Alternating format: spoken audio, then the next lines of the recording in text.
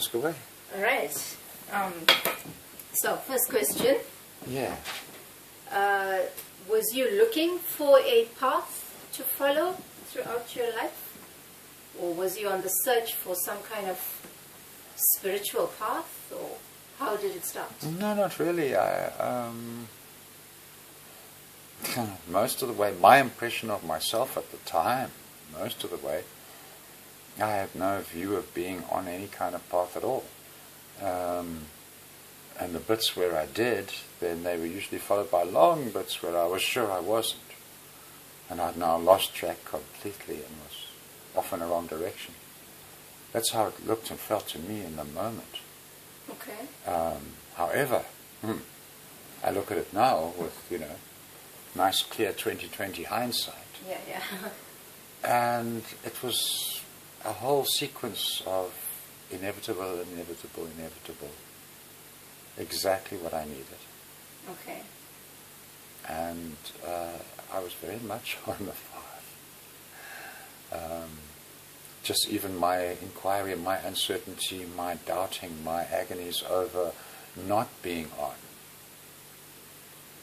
That was often the path for me at that point, retrospectively. Okay, but it's like that for all of us. It's called jitta. Yes. When you get down really close, if you go with a microscope down close, the smallest movements are never, if I see something moving smoothly from me to you, if an ant crawls across the ground between us, on one view, way out, it looks like a smooth motion happening. But you go in close, you look at that ant. Sometimes he's actually going backwards. He's wiggling around. In general, he's making progress in your direction. The closer you are to your moment, in your moment, you're in that jitta. Life navigates by short movements in many directions. But get a bit of overview and it sort of smooths out. You can see the effect of the average of those smooths out and shows you a line. But you don't get the comfort of the line and the idea of that smoothness while you're in it. No, because you're right up in the jitta. So on my path, just on account of that jitta thing, I was rattled most of the way. I had more a therapy attitude. I had more there's problems. These feelings coming up for later, which I encourage you all to get into in various ways. I regarded that as pathological and as problematic and something to make a war with and all that sort of thing. But during your time, did you feel you need to identify or label a specific path or give it a name, or? Well, I was always totally resistant to such things. Okay. I think I probably credit my mama for that setup more than anyone else, but my atheist mama sent me to Sunday school with the little Christians and told me I had to go and get socialized with them and at least get a sense of what all they believe, because they're the people I'm going to be hanging out with my whole life. Okay. And she was kind of right, but I didn't like it much. So that I didn't really identify as Christians. I studied them. Yeah. I learned their stuff. I learned their stuff well enough to argue with them that they couldn't use their stuff to limit my freedoms too much and mess me around too much. Okay. And I did go to what the English call a church school, public school, run by the church school. So then what eventually led to Osho's path? Or that? Well, I met Osho's people early on. I was like 21 years old. And hung out with them, did their things, and then with wife, we were both into, whichever their therapist was popping by here on their way to the east or back when he was in India, and then even later, they'd still come by. And all the group work and all the stuff, so much of it was available here, we did it all. And other teachers, other group work, other stuff, I had other mentors. But that was the most consistent flavor for me. And way later for me, I just decided to go to India to basically pay my respects, see the people. Okay.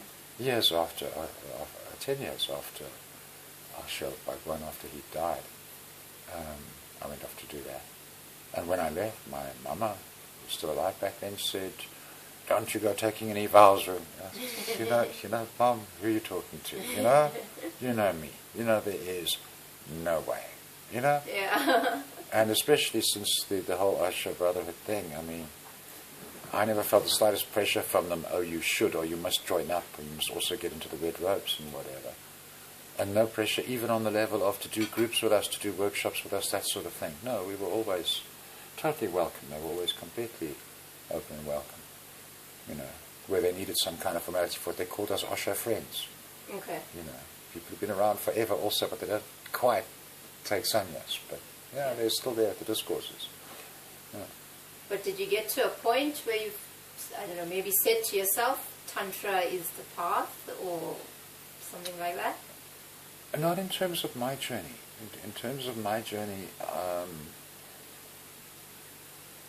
it's a debatable one to call me a tantrika in terms of my own path and how I got there.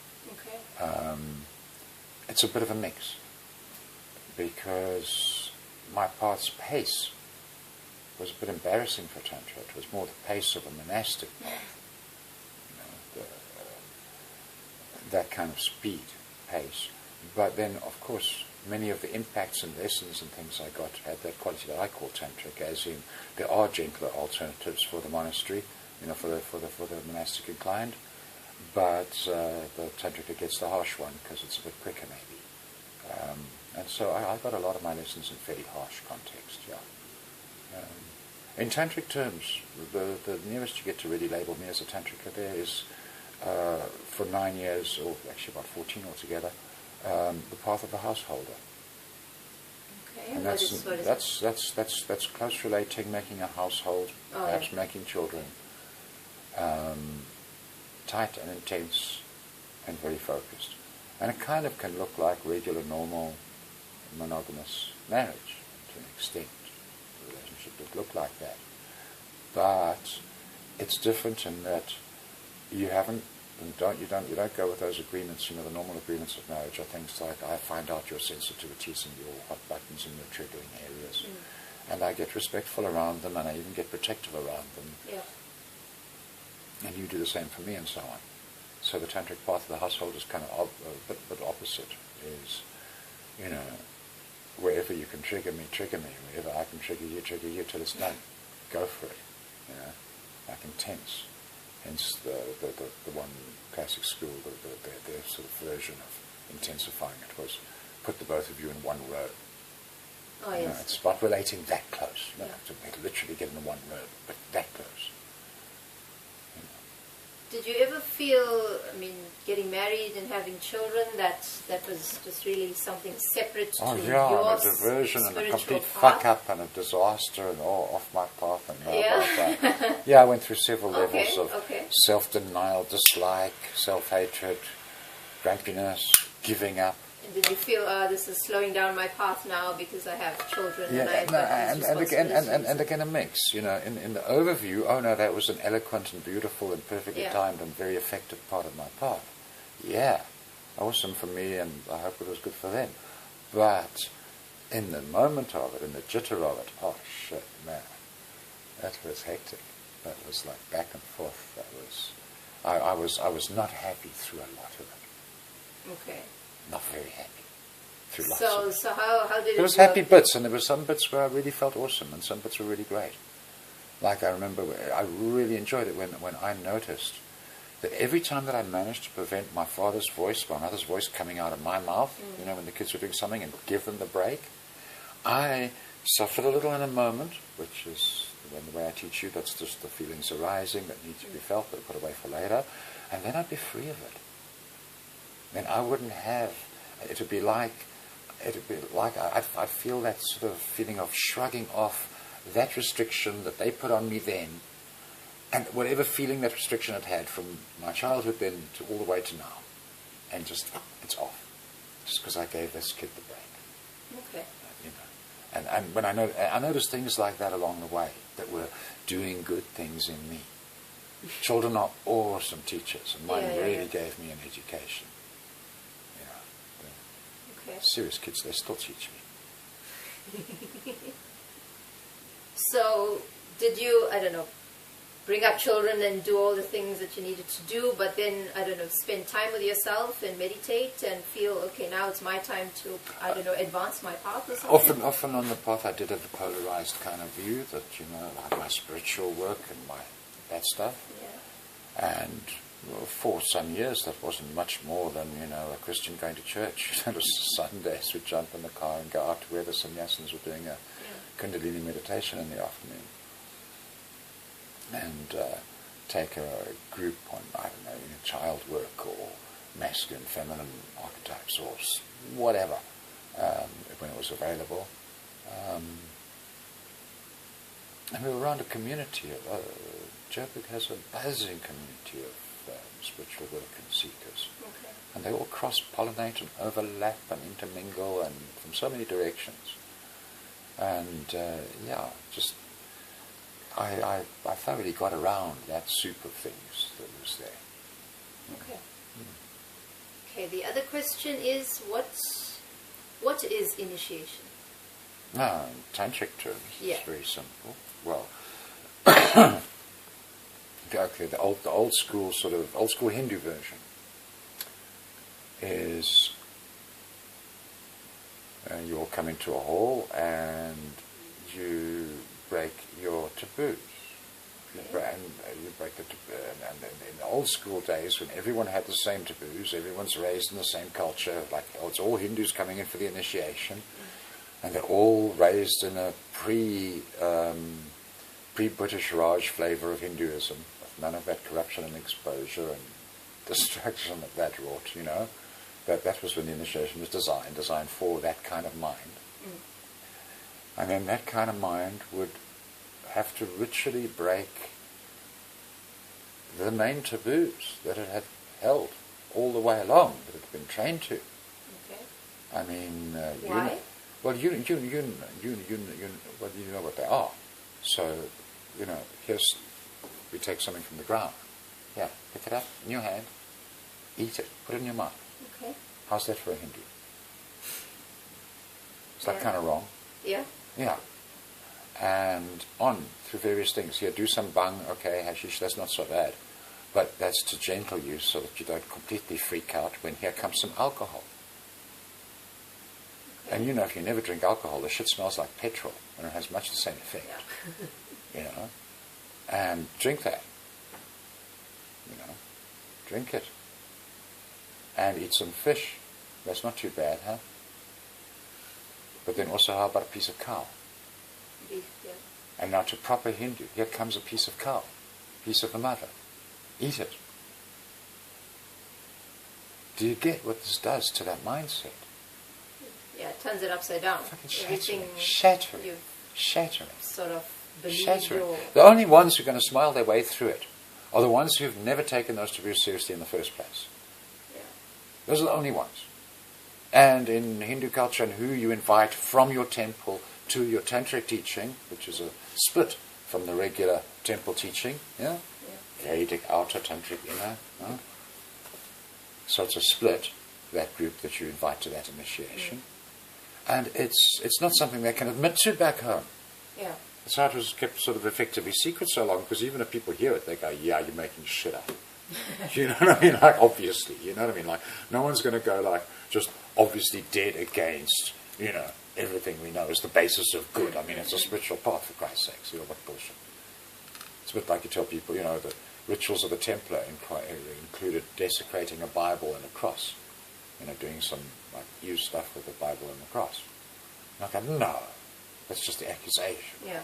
No, but the Templars were quite an enlightened order. I mean, they were like a tantric branch of the mainstream Catholicism, and so their taboos included how you treat the Bible and how you treat a cross. Okay. So for their initiation, they had to break those taboos, to individuate from that, to take a step into personal responsibility. Where the gods aren't carrying you anymore now. It's like every illusion you've had about your support of your culture, of your religion, everything else, or your reliance on it, your happy feeling of belonging in your second chakra, your tribal bonding with them. Now, if you're going to be a tantrika, you're going to individuate. You're going to be claiming yourself in these things. Not, you're going to be individuating from the culture and so on. So you go through that ritual, shit, you made a bloody good start already. You know? You can't honestly hang out with any, you know, technically now, after that, what happens when you touch a Brahmin? After you've done that ritual. Like, and he's worried about being, you know, falling, having an untouchable shadow touch him. Yeah. What happens if you touch it? What happens if he touches your shadow? You know, in that scheme of their where's your purity? Where's your, you know, the things that the gods support you for? Okay. You've just done what? If you've broken that suite of rituals there, you've broken the main central tenet of basically every god you hold dear. Yeah? You've cast yourself out into the fucking darkness. You know? You've lost the support of your culture. You've lost the support of your religion. You've lost it. You've offended everything your family ever taught you. If you were honest with your family about what you've just done, I said, well, fuck, daughter, I have no daughter. Huh? You've done that. That's the initiation of Tantra. Okay, but then... Now modern world, okay, and not patriarchal form, and not the old school instruction method, the new mode of the friendly teacher and all that, which I talk about in other things, but in the modern way, it means, and part of the modern way is that people don't come to a teacher like me all exactly culturally socialized, whatever, in the Hindu scheme of it. They don't. All Catholic, all Protestant, all this or that. They don't. They come as quite a unique, their own eclectic kind of mix. Yeah. The seeking they've done, the questions they've asked. I have to basically thump any beliefs they're taking too seriously, help them break any taboos that they've formed, and the taboos are the ones that they take seriously. You see? That's the thing. So modern Tantra initiation consists of you working out what's the taboos you take seriously, and then breaking them. And then breaking them. And that's initiation, that's the beginning. There's whole lots of Western literature will suggest around Tantra that that's the whole of the Tantric path. You just keep on ritualistically breaking whatever taboos form. No, that's just because those guys never got any lessons after the initiation. That was it. They got told about initiation, that was it. They didn't even get initiation. So is it a question and if you do standard Indian initiation with a Westerner, whoop-de-doo. I mean, whoop-de-doo. Sex with a woman outside your caste. Well, that's not exactly earth-shattering. Yeah. Eat a steak. Oh, really? How hard can it be? Yeah, oh, drink some booze. Wow. Yay. This is a fun part. So is it... so does there have to be some kind of initiation for one to be on this path or a path?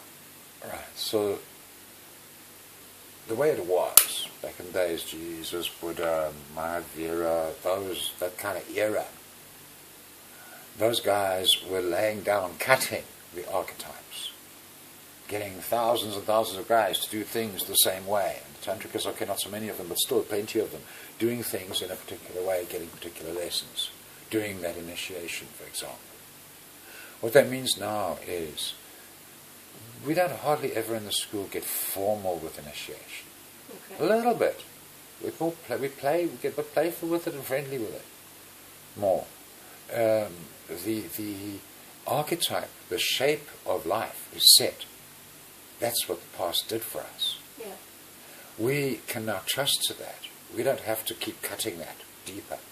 The mission of turning the wheel of Dharma is over. We can now rely on it. We can now be running, you could say, on its momentum, or we can. The archetype says if you start being a seeker of the tantric flavor persuasion as opposed to the monastic kind of persuasion, then you will the initiation you will face is the breaking of your taboos. Okay. For plenty of people, plenty of women that I work with, they're breaking a major taboo in coming to me for, say, a touch work session. Okay. Just that breaks a whole lot of their taboo rules, just pitching up. Sometimes we have a cup of tea and I just help them gentle through that taboo they're broken, and that's all we do for the day. As was the case for me when I first came to you. You were breaking your own taboos. Yeah. liberating, isn't it? It is. Scary, yeah, of course. The other question is, what is enlightenment? There's a lot of stuff out there trying to explain something like this, but really, I'm not sure. Well, like it. Everyone goes, well, I can't come up with words around it. There's even those nice sayings that those who speak of it, who are willing to come up with words directly around it, they really haven't got a clue. You know, those are the ones who really don't have a clue. And there's an extent to where that's true. You can't talk about it, really. But you can say what it's not, you can give some analogy, you can give hints. I try and do that kind of thing. That's the best I can do. Is hints and analogy. And hints and analogy can never give your current mind ego something that is a reasonable symbol for the reality of it, because your current mind ego doesn't have an experience to put that symbol to. Okay. There's that intrinsic difficulty. Okay. At the pinnacle level of it, you can read Mr. Tolle. He explains it quite well. Mr. Eckhart Tolle. Okay. At the sort of pinnacle level, it's like, without coming down from sort of the pinnacle of Mount Enlightenment much, if you just stick right about the pinnacle and insist, so you want to really talk about it, you know, what's it like right up there on the pinnacle? There you have Mr. Tolle telling you, basically, more or less, oh, your thinking is all fucked up, and if you could think like me, it'd be cool. And it's just a matter of a couple of little realizations and a dropping of this and a dropping of that. And then you listen to Mr. Tolle a bit deeper. He does talk about something of his journey and the difficulties along the way and so on and so on. But that's the path. And that's what he doesn't particularly address or support people in much. Okay. But the it itself, I like Krishnamurti. He says, enlightenment is the natural condition sans education and culture. Okay. It's like, in other words, it's the natural mind. Another description would be the mind without sin. Sin, in the old sense of the word, the original sense, the sense in which we should use it, not meaning, yeah, you've done a bad thing and you should be punished. No. Sin is error missing. It's just not quite on target, like a bit off, which is us all the time. But the mind that reduces that to a good extent. In other words, a mind that engages with life, and whatever symbols it's using to engage with life on, or ideally it's not even using symbols, it's engaging with life as it is. That's really the challenge. So that's not enlightenment, that's part of it. The quality called living in the moment. Okay. Responding to the arising as it is. Not responding to the arising as in my management of what it triggered in me. You know. So at the end of your path, did you get to the point where you felt, okay, now I've reached enlightenment? Did I start getting excited and think, yeah. what's going to happen? Quite the opposite. Got the destination. Quite the opposite. I was something? quite the opposite. I was. I don't know if I was technically depressed. I don't really. I take these things a bit different from most people in a way. But no, my last weeks, I just had a driving hunger in me, and being a driving hunger, not a happy feeling, need. Driving hunger for? For silence. Okay. For particular quality of silence. For just, I could find it on my feet. I would go for a walk around the Clementine orchard. What do you call it? No, it's not an orchard, it's not apples. Clementines. Anyway. I walked through the fields of them, the vineyard that should be growing wine that was growing clementines. All right.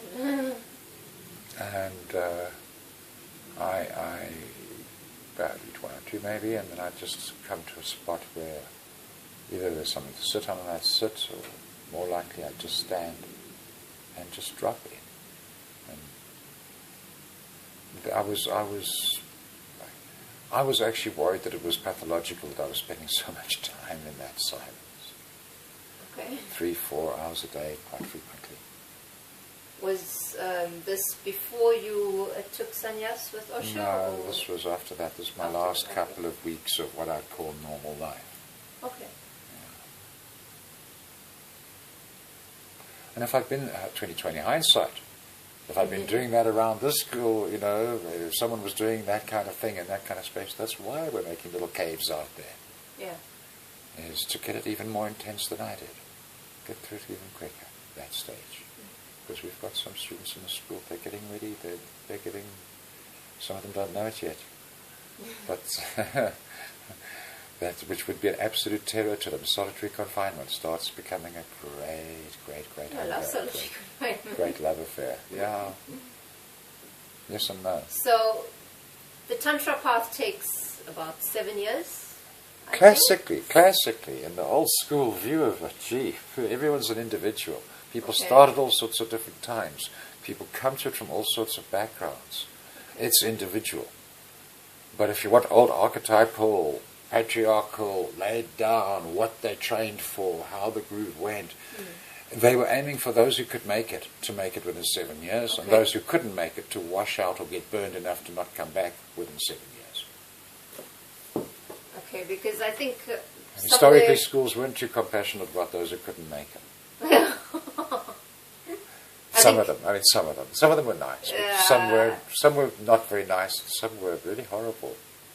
Because I think somewhere in my mind it's, okay, 7 years and then get all excited about some kind of enlightenment or something that's going to happen at the end of the 7th year. No, it's not about happening at the end of it. No, if you work with this stuff for 7 years, likely then you'll be a good teacher of some of this stuff anyway by that point. You know, you'll kind of work yourself into being useful and having a place in the scheme of things if you give it that kind of energy, even if you haven't necessarily attained a big one. And it's different for you girl people. And for male teachers to really, you could say, fully comply with the archetype, they actually have to get to the pinnacle themselves, their being, right to that pinnacle of that mountain. And then from there, in the analogy of it, then the challenge to them is how far are they willing to stretch down and be helpful? Are they willing even to lose the pinnacle themselves, to stretch down further? How far can they do that? That's one of the challenges, is how far down the mountain can you reach?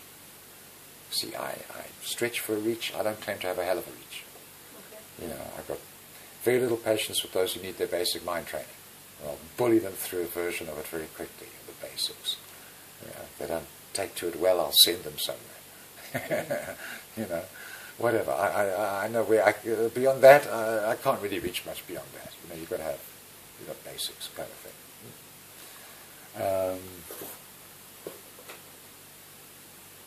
With women, it's different. A woman doesn't work on a one-pointed focus. She's here. See, because of that factor of a man, he has to get there.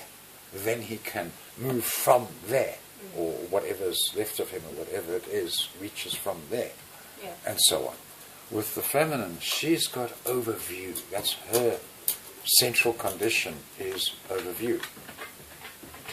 And so when the pinnacle is encompassed within her overview, that's very different from having to get there. Okay. But it's now encompassed within her overview. That's the Dakini. Dakini has that quality. She can guide then a man there. She's got a better picture on where he's going, how it is for him than he has. And a better guidance of him than someone sitting, another man on that pinnacle can give that guy. She's got overview. Okay. And so also then in her, there isn't such a driving to get it. Because it's within her overview, she knows that too. Yeah. And it doesn't, and so the juicy thing with you girl people is the Dakini can reach that and still have a lot of her own work still to catch up and get through. Okay. And still have a whole lot of blind spots. Well, that's fine. But it's within her view. That's you know, it's a different quality of approach to the thing. Different way of having it if you think of it as something you have, which of course it isn't. Okay. It's a very paradoxical zone. Yeah. The more you press me in this area, the more I'll talk paradoxes. With a path, and I might sound as though I'm repeating myself, but is it, how do I say, wanting to achieve something? Is this why people go on a path, or looking for something, or searching for something, or? With Tantrikas, the best combination is hubris and impatience, Okay. and all high conditions of what the Western world calls ego. Lots and lots of it. Yeah? That common view of what ego is, and as much as you can. Love yourself. Yeah. There was a joke when I was at school. I put it in my book. There was a joke, I remember. What's the height of egotism? Yeah? It's masturbating in front of a mirror and shouting out your own name when you come. Okay. Like that. Like that. Like that. That's a good attitude for a tantrika. As pictured in the movie Bliss. When his self-loving practice starts to get through to him and he starts to feel his own love for himself. Which starts to be the real energy of that, as opposed to taking it from the tribe, taking it from, the environment. It's yours. Yeah? And he walks down the road and, I love myself. I love myself 3 times a day. I feel the love.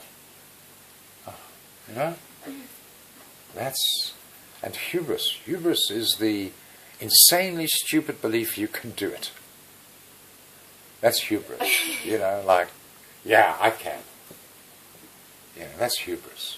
Okay. Tantrikas need that. And hubris will always bring you to the condition called nemesis, which means the brick wall in your face. But you need your hubris, you need your nemesis. That's how you're going to find out the real boundaries of existence. If you walk around like a little monk in a monastery all slowly and slowly. That's for monks.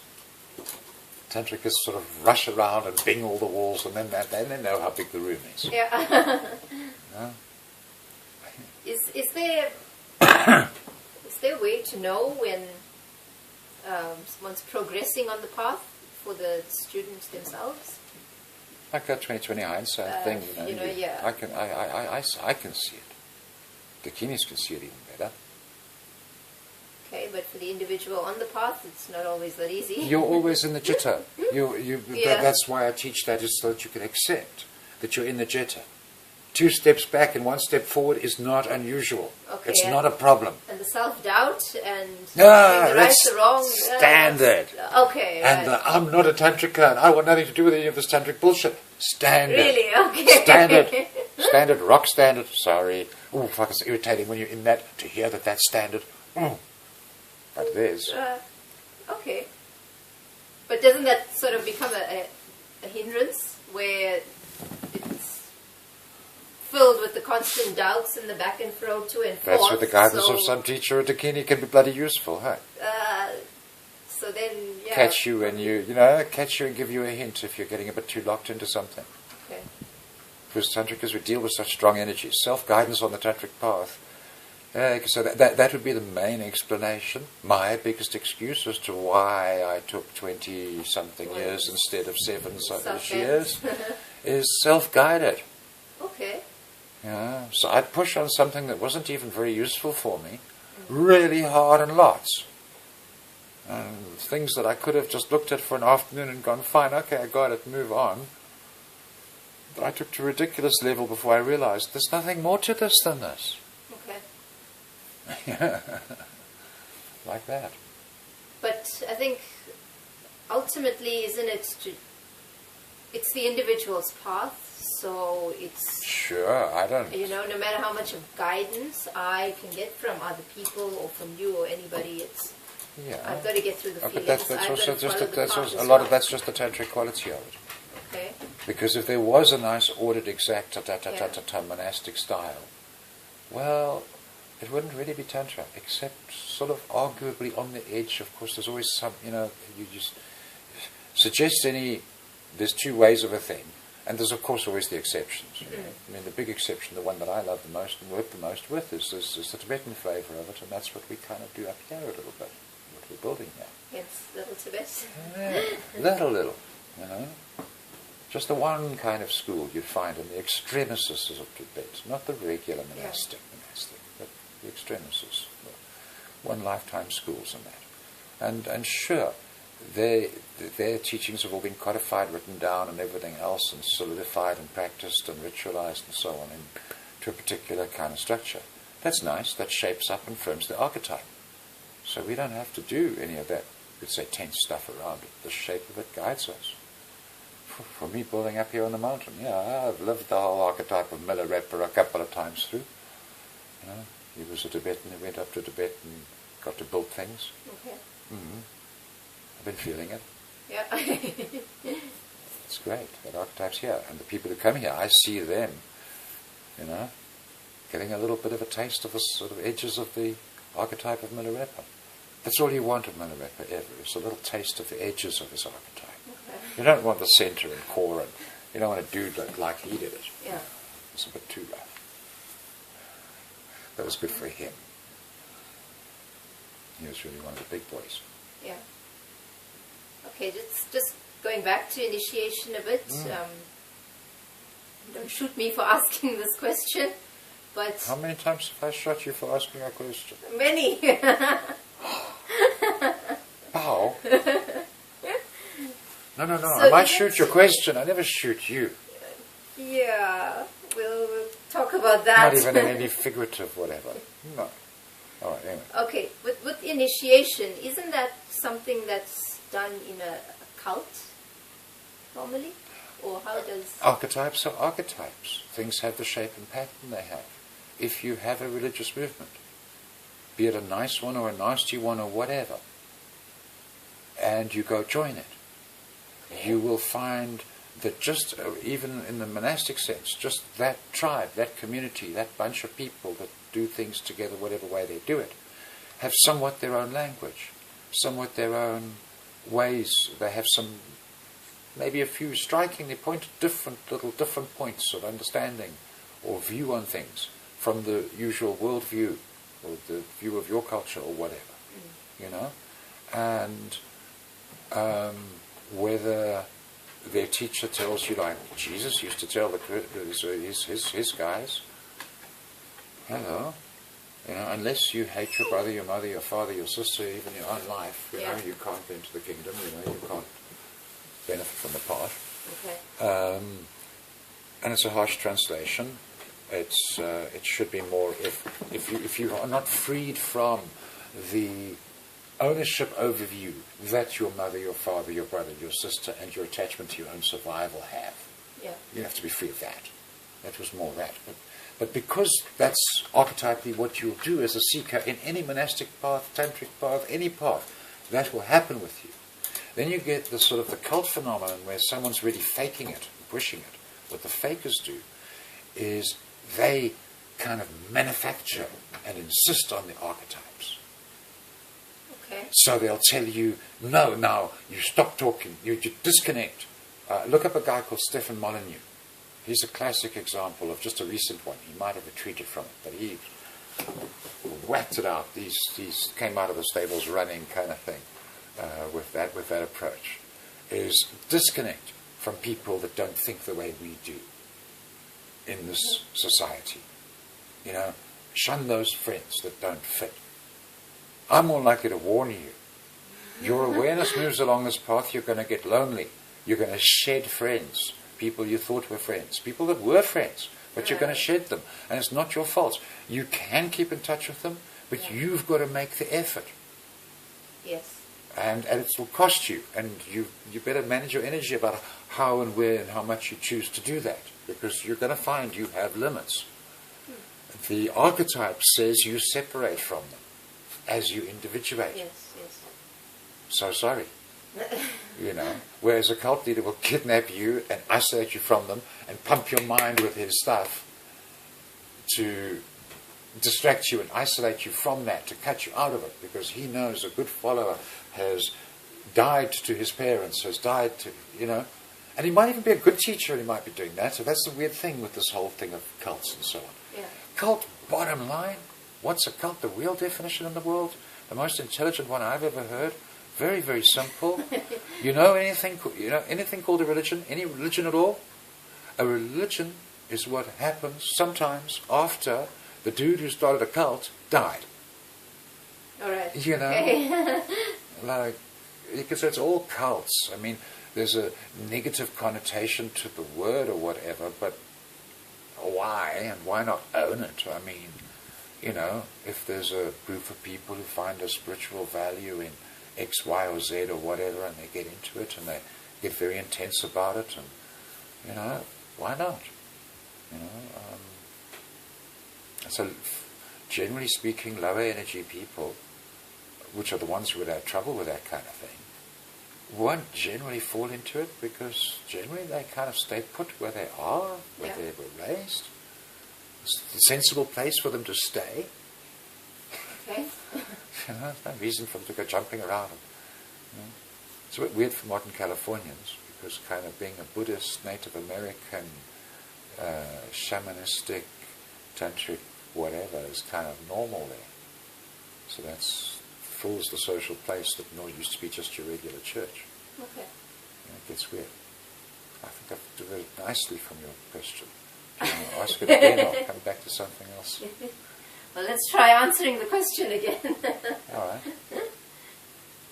So I asked if in an initiation, isn't that part of a cult? Yeah, kind of. But Cults in the sense of separating from. You are. Traditional tantric initiation, you separated from the Hindu culture. Okay. You know, you lost your right to any claim of belonging there. Not that you have to tell them. You know what I mean? Yes, okay. That was the whole point of the secrecy of it.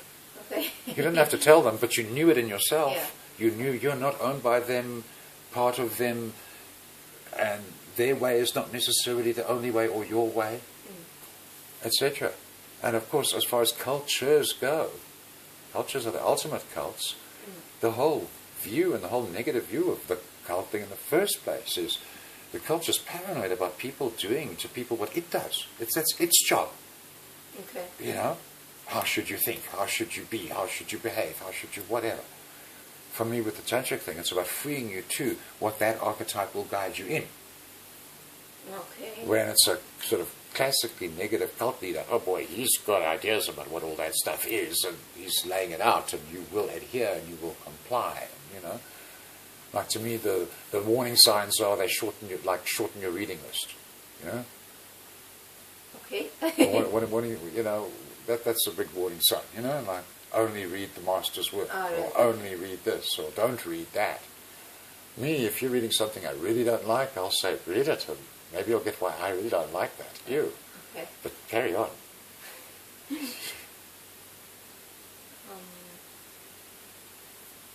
Okay. One other thing.